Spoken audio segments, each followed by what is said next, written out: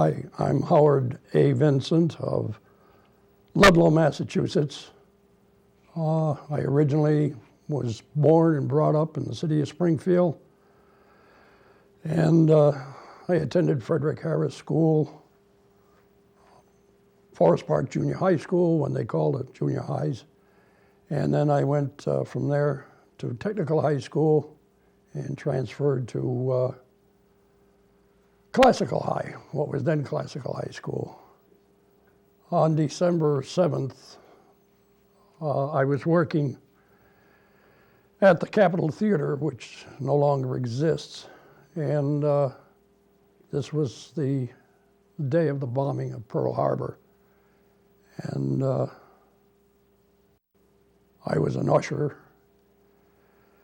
and my buddy and I decided after work that day, they interrupted the picture to notify the people in the audience that Pearl Harbor had been bombed and that anybody that was attending the movie could leave and they'd get a refund, or if those that wanted to stay could stay.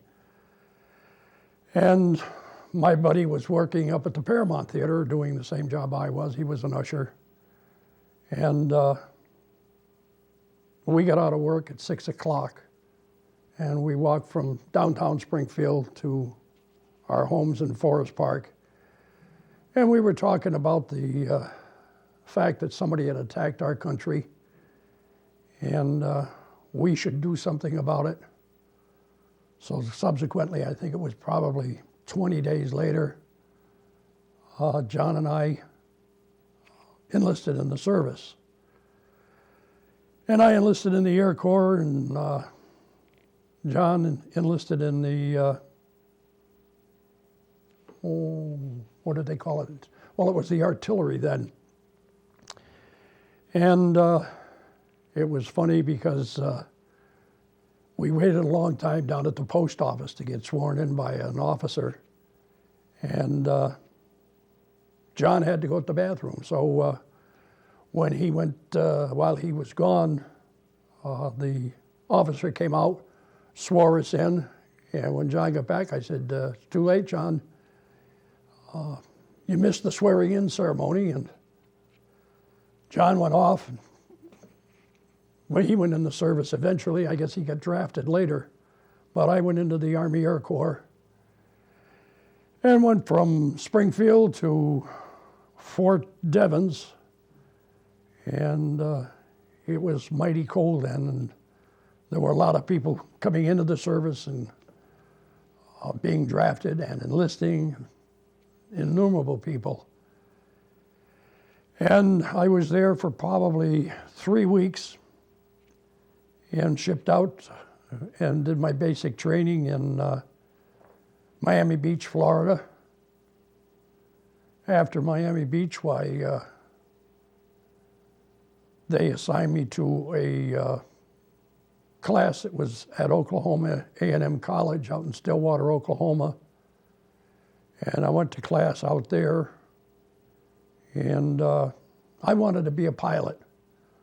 But unfortunately, the Ishihara test, which was the color blindness test at that point in time, found that I was colorblind, and they wouldn't take me as a pilot, but they wanted me to then join the field artillery, because with my type of colorblindness, I would be able to tell camouflage as against the real colors. And they said I would be flying in a Piper Cub, and I'd be flying at about 200 feet off the ground. And I said, hey, I'm not going to get into that outfit because you could get brought down with a slingshot. So I went from there to Fort Dix, and which was the assembly area, and we shipped overseas. We went on a huge convoy. I'm trying to recollect whether it was 60 or 66 ships that went, and it was an exciting trip because several times we were attacked by German U-boats, And we had destroyers, and the USS Massachusetts was accompanying us. And I never realized how big the ocean was until it seemed to swallow up during a storm. It would swallow up the USS Massachusetts and go completely out of sight. And then we would come up and we could see the battle wagon off to our right. But we landed in Scotland, and I was then assigned to a unit down in Chorley, Lancashire, which was a replacement depot for combat troops with the Air Corps. And I wanted, again, still wanted to be a flying person, and the opportunity arose. They wanted gunners, and I said, I don't want to be a gunner. So then the idea of flight engineer came up. And they said, you know, you're going to get flying pay. Your duty was to take care of the equipment, the engines, and all of this to keep them logged and for flying time and that. And I went to school there, and lo and behold, about 3 weeks later, while I was taking the course, they said, you're going to be transferred out to the Isle of Man. Well, this man's army, off we went. We went to the Isle of Man, where we learned how to be. We found out at that point in time that a flight engineer was also the top gunner on B-17s. So that's where I ended up. I was with the Century Bomb Group, which was probably the most devastated bomb group in the European theater. And after 17 missions, and at that point in time, gunners were in their positions in an active mode from the time they left the ground until they got back from their mission. Because at that point in time, the German Luftwaffe was better situated than we were for doing their part of their mission. And after doing 17 or 18 missions, I was disqualified for flying for physical reasons. And on one of the missions, I became a member of the Dinghy Club, which is, I always said I would never parachute out of an aircraft, but when push comes to shove and most of the aircraft is on fire and the skipper says, everybody out, why you decided that rather than stay with the fire, why you went into the English Channel. And I was in the channel probably 20 minutes, and some British boats, small boats, picked up the crew. And little did I know that my skipper had gone down with the aircraft. He stayed with it because he didn't want the aircraft to hit any housing in the Dover area, which was where we were trying to get back to. And I spent some time in hospitals, and lo and behold, I ended back up at the 12th Replacement Depot, where I had started from with the Air Corps in England. And I, because of my knowledge in maintaining engines, all of that, they figured that I would be part of the, well, they put me as part of the cadre for operating the 12th Replacement Depot, which had then been redesignated. We took crews that were just coming overseas and sent them to units that needed personnel.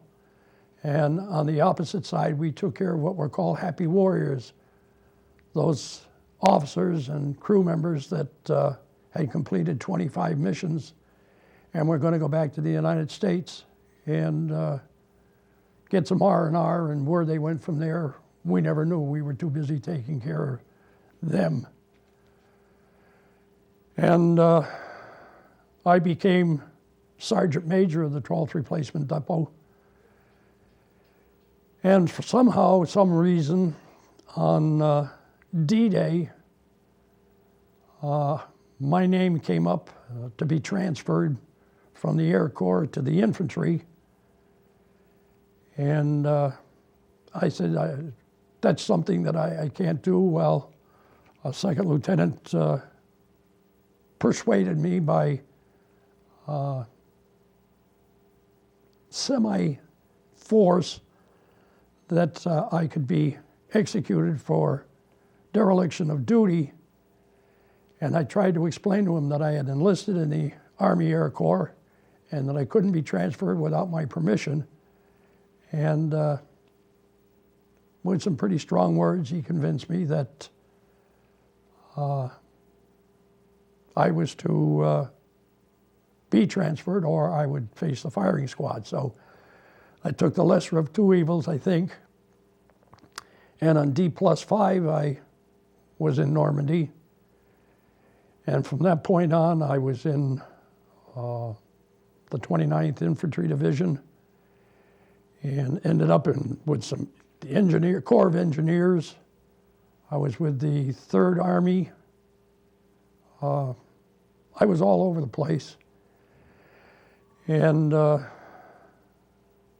I figured that a BAR gun would be the best line of defense. Well, I found out afterwards that the BAR gun drew an awful lot of fire because of its rapidity, and the enemy was able to pick out where that BAR was coming from. BAR meaning Browning Automatic Rifle.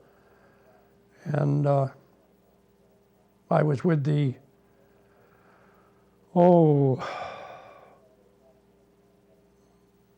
can't remember the name of the engineering corps that I was with for a while, but we were laying a pipeline for the armed forces. That was what they called Operation Pluto.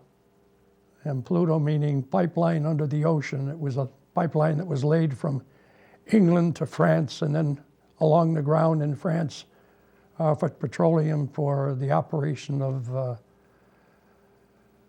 all gas-driven vehicles. And we very, very little diesel at the time. But I earned some R&R, and I was taken off the lines and went back to England and went back to the town in Chorley, Lancashire, which is a lovely little town. And they wanted, the Germans in the worst way wanted to know where the town of Euston was. And that was spelled E-U-X-T-O-N, but they pronounced it Euston. And that was a munitions factory that was built by the British and very well camouflaged. In fact, we hardly knew that it was there, but we knew that we were close to it. And I had 5 days leave, and at the end of the fourth day, a young lady that I had become acquainted with on my first visit to Chorley, Lancashire, we went down to the local dance hall on Saturday night, and we were having a great time. And all of a sudden, the music stopped, and a large group of military police came in and said that all American forces would report back to their stations. And so, and that was done with no time to go back and pick up your belongings or anything else. And lo and behold, we found out that that was about in the middle of the Battle of the Bulge. And I went back to my unit and then got I was then back with the Tank Corps, and under the direction of General George D. Patton. And I spent the rest of my time between combat units and, again, going back into the Corps of Engineers. I was with the Corps of Engineers until, well, the war ended, and I then sat down at an office, an infantry office, and I started going through Army regulations, and I found the regulation that I thought was there. I knew it was there, but I made application through command that I be put back in the Army Air Corps again, and I stated the sections and paragraphs and articles of war and everything else that were necessary. And it took probably 6 weeks, and I got an endorsement back in the chain of command. Everything goes up and comes back through the same chain of command. And I had an endorsement by General Dwight D. Eisenhower that the armed airman was absolutely right. I should not have been transferred, and he transferred me back in grade because I lost my stripes when I went from the Air Corps into the infantry, because the second lieutenant that transferred me, I took a swat at, and I lost my stripes right then and there. Because you do, something like that happens, you do an awful lot of thinking real fast. And I said, a sergeant major, that makes me a platoon leader.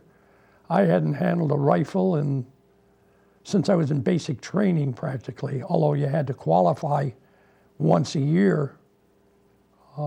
Even in the Air Corps, you were given your rifles and had to qualify at the range. I went back through England and was able to get enough time off on my trip home to get back up into Chorley, Lancashire and see my young lady. And lo and behold, she walked me back to the railroad station. And in those days, the only way you traveled was by foot. So we walked back to the railroad station, and she was a little bit upset the fact that I was going home. And I told her that I would try my best to get the paperwork going to have her brought stateside. And I had intended to marry her. And as I got on the train, there was an RAF lad that got on, or I got on and he got off. And I said, would you see that my young lady gets home? And he said, I certainly will. Well, in communicating back and forth by letter, which wasn't the fastest mode of transportation in those days, because nothing was flown back and forth, it all went by boat. Lo and behold, she became engaged to that RAF lad that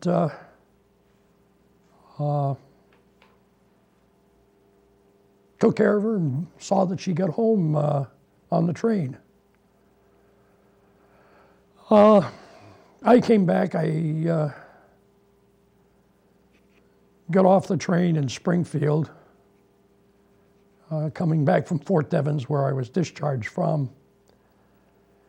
And I walked up Main Street in Springfield and went into the old, it was bitter cold, it was in February, much like this weather is today. And I said, gosh, I'm thirsty and I'm cold. So I went up to what was then the Hotel Highland. It was owned by Bob Yarling. And sat down at well, they had a bar, but that was an eating bar or a liquor bar, both. And the waiter asked me what I wanted. I said, I want a big cup of black coffee. And he said, fine. And with that, this rather elderly gentleman looked around the corner and he came over to me and he said, aren't you Al Vincent's son? And I said, yeah. And it was Mr. Yarling.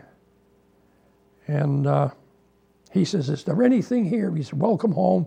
Is there anything on the menu you'd like? I said, well, the thing that I've craved the most is a strawberry shortcake. And he said, your wish shall be fulfilled. And he brought me out the biggest strawberry shortcake that I ever ate in my life. And when I finished that one, he said, if you want another one, you can have it. And I said, well, I still got room for it, so I put it away. And after that was over, I thanked him profusely. I tried to pay for it, and he said, no, it was strictly on him. And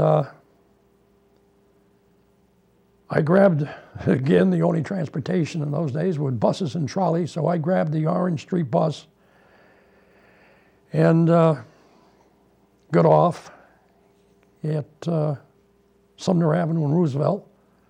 And I walked through to my home. My home was up on the corner of Allen and Roosevelt. And in those days, we didn't have to lock the doors, so I just went in the door, didn't have to unlock it. And I could hear my mother upstairs. I could hear the vacuum cleaner running. And she evidently heard something. And I went to the bottom of the stairs and she shut off the vacuum cleaner. And she said, is there somebody downstairs? And I said, yes, it's me. And she screamed and I went barreling up the stairs. And it was the first time in 6 years I'd seen my mom. And as I said previously, I didn't take any advantage of the GI Bill. I wanted to get back to work. So I went to work with the American Overseas Airlines, which was then stationed at Westover Air Force Base. And this was a division of American Airlines. And our job was to supply the men that were building a base, a then secret base, up at Thule Air Force Base in Greenland. And I flew again as flight engineer, and we made 3 trips a month. We furnished all the fuel, all the material, everything that went into the building of that base was flown out of Westover. And we were the only crew that was working 24-hour shifts. So we did a lot of work with the Air Force. If one of their aircraft needed an engine change, why, we would do it for them if we weren't busy, because our flights weren't due back in and we figured we had enough time. So we worked back and forth with the Air Force. And fortunately or unfortunately, they completed Thule, and at that point in time, the only place available for American Airlines crews was down at Newark Air Force Base, and I said, no, I had been away from home long enough, I didn't want to go to Newark. So I left the company. And 4 days later, they called me up and said, you should have stayed around. And I asked them why, and they told me Long Beach, California had opened up, and they were going to take and open up an American Airlines flight place out there where they were going to start using regular American Airlines. It would be a usual field like Bradley Field is now, commercial field. And I said, well, that's too late. And the day that I quit, I came back into Springfield again on the bus. And I went over to the fire headquarters and police headquarters, and I said, I'm a veteran. I'd like to know if there's any positions open. And the police department at that point in time did not have any vacancies. So I went over to the fire department. I talked with Chief Wren and told him my qualifications, this, that, and the other thing. And I said, I'd like a job. And he said, well, he says, it's strange that you should come in because right now they're talking about expanding the fire department because they were going to change the working hours, which meant that they were going to hire some provisional firefighters. So I filled out an application, and he said for me to report to Patton Street Fire Station the following Monday morning, and I became a firefighter. And I was first stationed at Pump 14 on Sumner Avenue, and they said, you're too big a man for a pump company. You belong in a ladder company. So I was transferred over to Winchester Square, now Mason Square, and I spent 21 years with the fire department. And just before leaving the fire department, I left with an injury. The Korean conflict came into being, and I had remained in the reserves. So my unit was called. We were stationed at Westover, but as in the reserves. And we were told to report for active duty, and the date was specified. And so I notified the fire department that as of that date, I would be on military leave, I hope. And when we got to Westover, I think there were 237 of us that were recalled.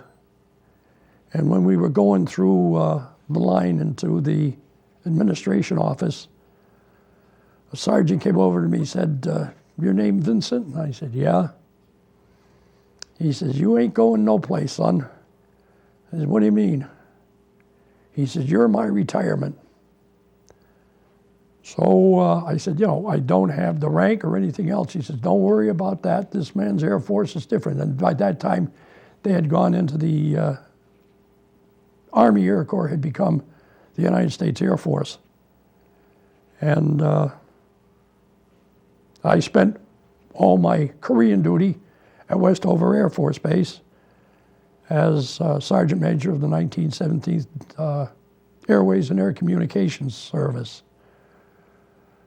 We had, I think it was 10 detachments that were scattered throughout the Northeast, and we maintained base communications and control tower operations and